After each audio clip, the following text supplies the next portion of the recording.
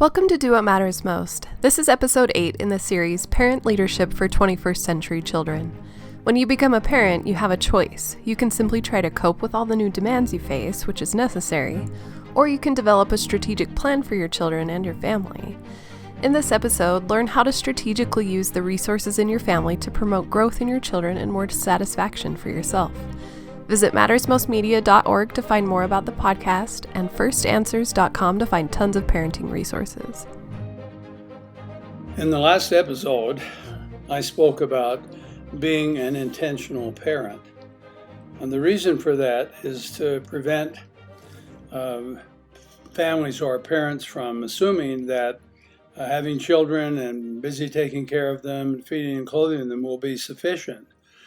In the world in which we live, it seems to me like it is important for us to be able to intentionally and proactively organize our family in ways that we believe are crucial to the development of our children and to our own satisfaction and fulfillment. And when we do that, we still may make mistakes, but the mistakes that we make are more recoverable than when we sort of just let things happen by themselves and then say, wow, I didn't know this was going to happen, and so on. So I'll give you an example. Now we know that pornography abounds, it's everywhere, and children have access to it in a way that people in the previous generation did not.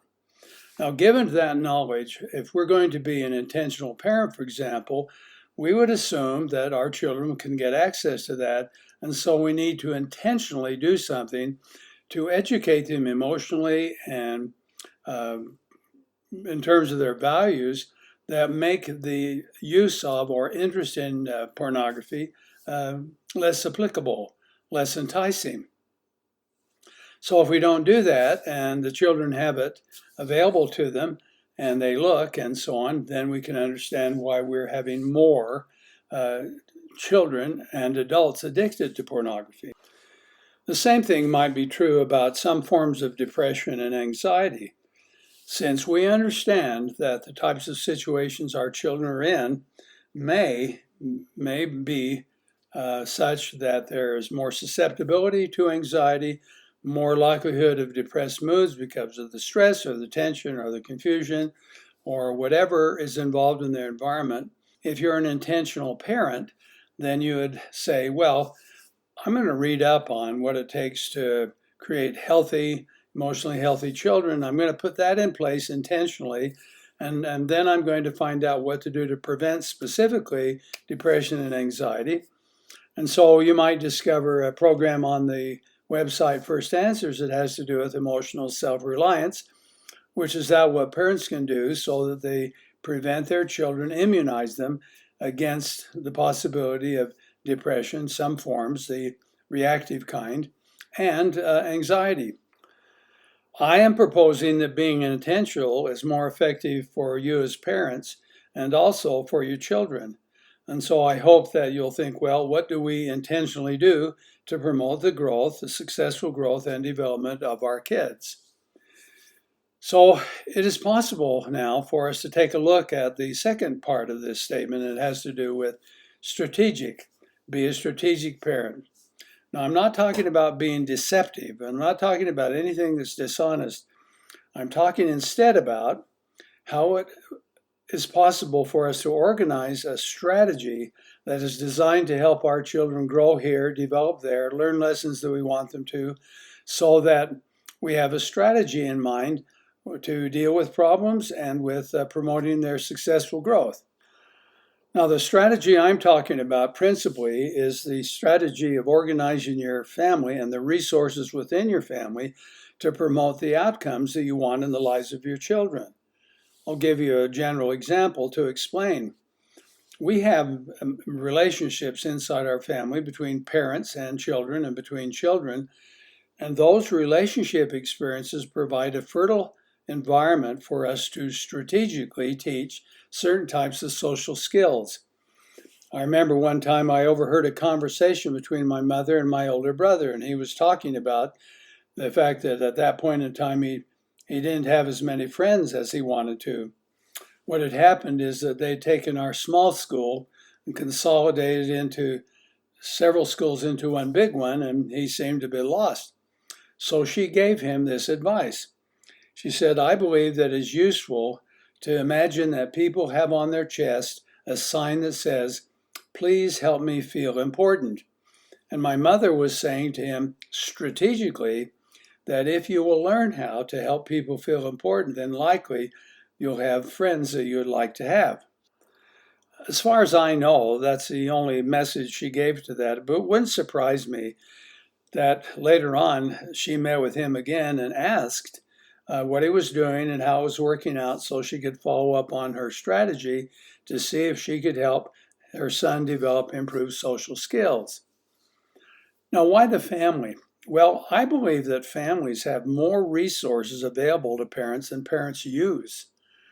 And you can find many resources to be intentional or strategic if you understood the nature of families. In our lives, of course, there are times when we need to be on and doing our part as parent leaders. And there are also times when we can relax and let the water of family life flow where it might. Now, I have learned from the parents I spent time with, that what parents appear to want and need is access to some resources just when they need them. And I also have found in working with large numbers of parents that the leadership of more effective parents is a kind where they use the resources in their family much differently than those who didn't have the same feelings of satisfaction and success. I want to repeat that for emphasis. The point is that families have resources. That's part A. Part B is the most successful and satisfied parents use the resources in families differently than those that are less satisfied. So when you find and use these resources and are actively applying this leadership plan, it will seem quite natural and pleasant to your children. They will not notice anything special or extra that's going on, so much so that when you are relaxed, they will tend to continue carrying out what you put in place. And your relaxed times will be more pleasant because being relaxed is not the same thing as chaos, which for some families that is the case. Now, this is because, as I've mentioned, parent leadership occurs when you organize three things. Number one, you focus on your children by helping them accomplish one or more developmental tasks, things they're working on right at the moment. And just to remind you, a developmental task is either some inherited capability like language or something learned like some science project or something else. Now, this appears, when you're focused on these developmental tasks, this appears beneficial and proper to family members because you're helping them learn physical skills, emotional skills, mental abilities, and moral qualities. Number two, if you want to use the resources in your family, you'll strengthen your family and make it a very powerful learning environment by using these available sources of influence that are already part of the normal family life: work, rules, relationships, parental example, and leadership.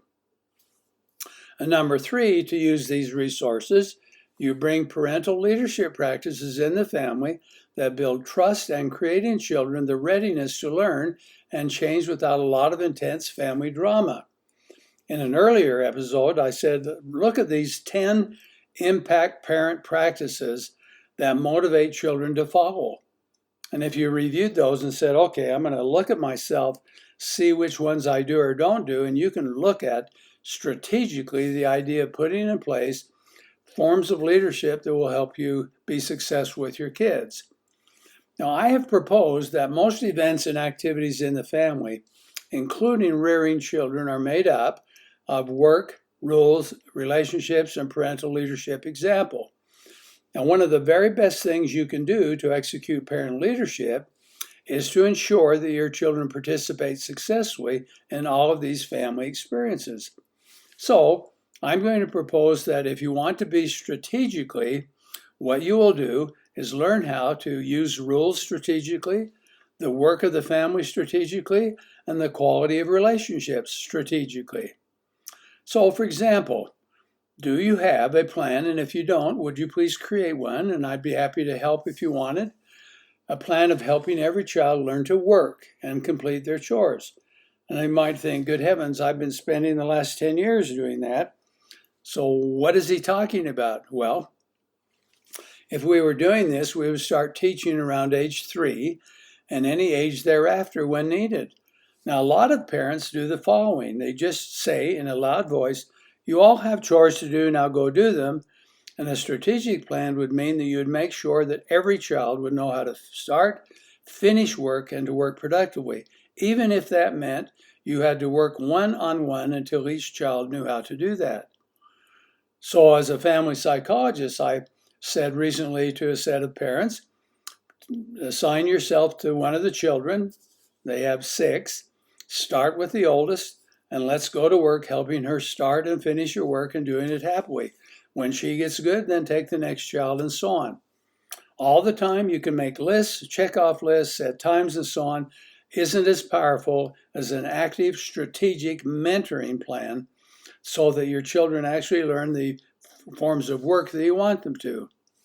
Now think about some family issues involving work. For example, you'd like your children to learn to work independently, I believe, and be persistent until they finish. You can create a teaching method, a strategic teaching method, to help children learn why and how to work, and the process to establish a mentor relationship with them. You can decide how much will be required, the standards of performance, how you reward or disapprove of their work, and so on. All these factors will have an effect on your children. So far, we have not discovered any indication that when children learn to work, they're also more prone to addictive habits or prone to criminal behavior or something else. Work still seems to be some fundamental, important part of a person's character and life experience. It is still true that the harder you work, the smarter you appear to be. I told you once about one of my kids was asking me about why I wanted my kids to work, and I was out working with him. And I said, well, I don't want anybody bearing my name to be turned loose on society who doesn't know how to work. In my opinion, there are large numbers of people who don't know how to do that. And he looked at me and he said, Dad, I know how to work. I'm just tired of the reminds. And I acknowledged that that was probably true, so I thought maybe I would change a few of my reminds. Number 2, think of family rules as a map for success, not as tools to control. Remember, there are 2 kinds of rules. One is a formal set of rules. These are the ones that are talked about, shown examples of, and enforced regularly and as consistently as you can, and with your kindness. Now, the other is an informal rule, which starts out as routines that parents and children create, and then they become, quote, the way we do things around here, unquote. Now, both formal and informal rules can be very useful strategically in establishing a successful family. But you should be wise about it because too many rules are rules poorly communicated about, poorly enforced, or not rules at all. And they can, in fact, teach your children many different unhappy things about rules. So, to strategically apply informal rules, all you need to do is to establish routines around repeating family events. Some of these include going to bed, getting up, mealtime, greeting people at the door, answering the phone, celebrating holidays, going to church, and other regular kind of activities. For example, you might have a plan to go grocery shopping or on Friday night movie time and so on. Now, when it becomes regular, then it becomes the way we do things around this. So in my case, for breakfast, we almost always had a porcelain green pitcher and porcelain cereal bowls and porcelain saucer underneath the cereal bowls, and that was a routine. So nobody had to ask our mother, how do we set the table for breakfast? It was an informal rule. So imagine that around 3 or 4, anytime actually, you want to introduce one of these rules. It could be a rule about a way of acting toward others, a task to be performed, or how to adapt to new situations. Please consider explaining the rule, demonstrating it, encouraging children to do it, and communicating often about it. Then you can introduce other formal rules deliberately, one at a time, judiciously, so that there's a real purpose rather than throwing them out too many just so you can feel secure about having control over your children. All right, then you let your children know how much they know about the rules. So when children do not carry out a rule as you would like, then you simply say to them, what is the rule here? What is the rule here, son? And if there is continued non-compliance, then please check to see if your child has some emotional reason to not comply. This will require you to communicate before you control. And if there's an unmet emotional need, then your children will likely comply when that emotional need is solved. Now think about that. We're going to try to strategically put in place rules that children will follow. Along the way, please refer to the 2 leadership practices. Prepare more than you punish by reteaching about a rule, and love enough to set limits. Keep loving and be patient. Punishments may be needed occasionally, but these can include further discussions and communication. Now, as children grow, you can change rules and should as a method of showing your children how to be responsible or dependable. You can strategically say to a child who's having difficulty, if he's 13 or 14, and say, would you like me to give up a rule? And he would say, oh, yes. And you'd say, well, I'd be willing to do that in return for a really high quality relationship with you. Well, they don't know what one is, so you'd have to teach them about trust and being able to communicate and being able to be affectionate and so on. Now, what is important about all of that is that you have a plan in mind and you're working toward this plan and you're applying it strategically rather than feeling like, oh, I'm overwhelmed. I don't know how to handle this. This child does this and this child does that, and I don't know how to cope with it all. So some people's strategies occurs when they lock themselves in the bathroom for a long period of time. They go for long walks. They try all sorts of things just to give themselves a break. Let's instead be strategic about implementing the work and the rules of family life. Now, here's another thing. We want healthy relationships to be built with each family member. Boy, do I know how difficult that is and how much of a challenge it is. Because children are children, and they don't have mature emotions, and they have words that they sometimes misuse, and sometimes they're harsh and difficult. And it's like, oh my goodness, why did we even have you? And then we think, well, I love you, that's why we have you. And now we've got to find a way to help them learn how to be successful in dealing with people, especially with you. I have asked many parents to identify what they do to create and maintain positive relationships with their children. Most tell me that relationships in the family are considered highly important, and so when something fails or becomes empty between parents and children, these parents considered it to be something very serious. That is, anything that prevented connections, conversation, affection, and warmth was considered by these parents as very serious. Now, when I inquired further, these parents, but not all, but a lot of them describe something I have learned to all call the spirit of the family. Based on what I've observed and been told, this is similar to a profound form of empathy or intuition parents can have with their children and often siblings have with each other. Unsuccessful or failing relationships appear to reduce the possibility of these feelings or eliminate them, at least temporarily.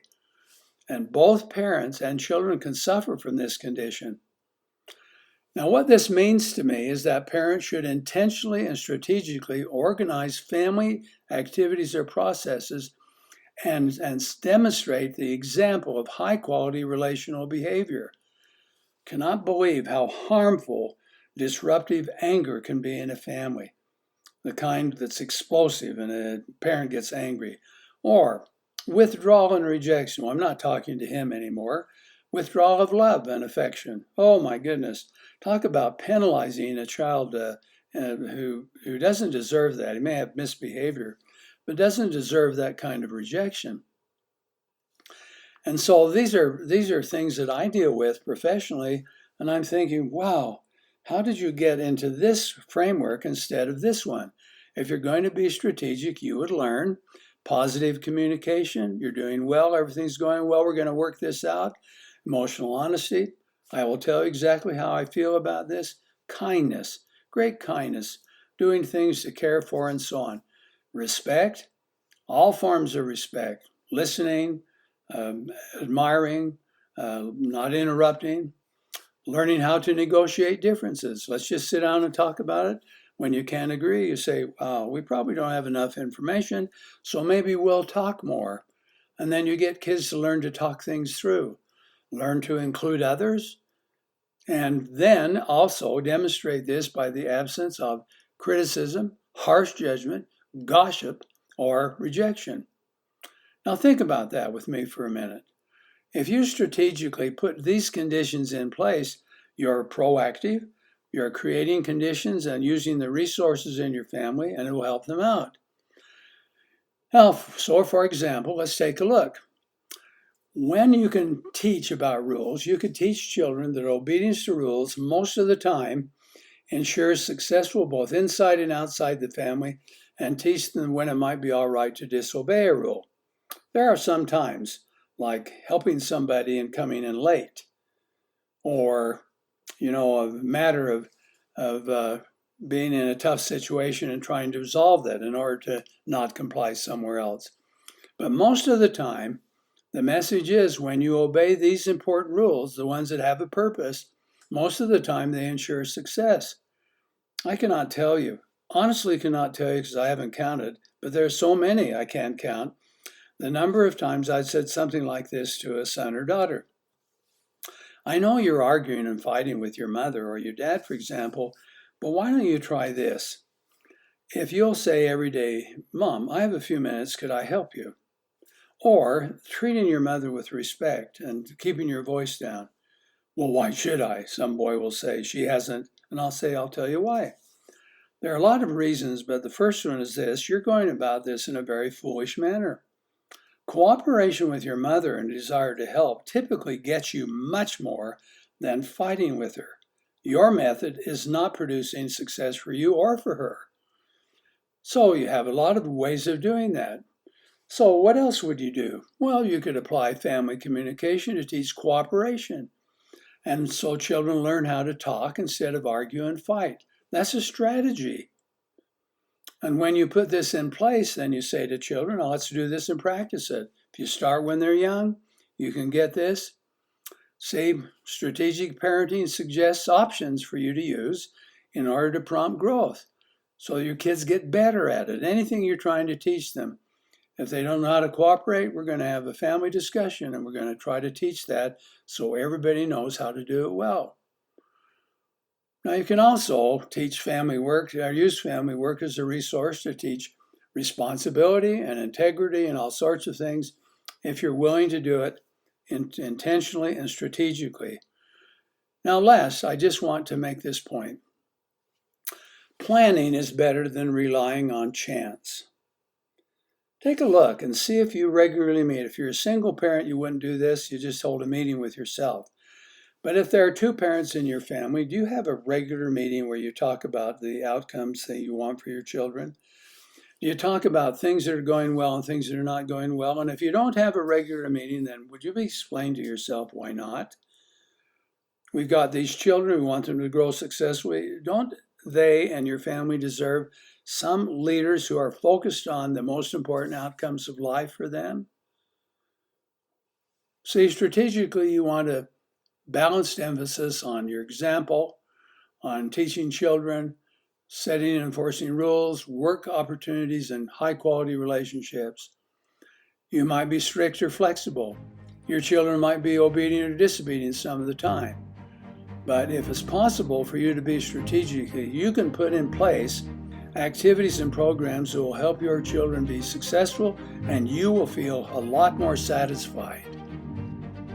Thank you for listening to this episode of Do What Matters Most, which is sponsored by firstanswers.com, where you can find new tools for families and parents of 21st century kids with a focus on emotional self-reliance.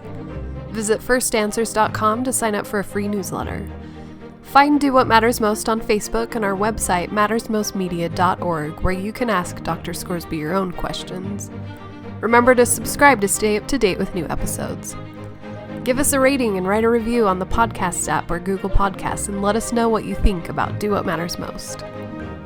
In an effort to promote good things for families, visit inevitableobjects.com, an online art gallery featuring a curated, thoughtful, and beautiful selection of original, one-of-a-kind artworks for your home. Inevitable Objects is currently featuring an exhibition of abstract paintings by Adam Bateman, exploring the relationship between mankind and the land in the American West.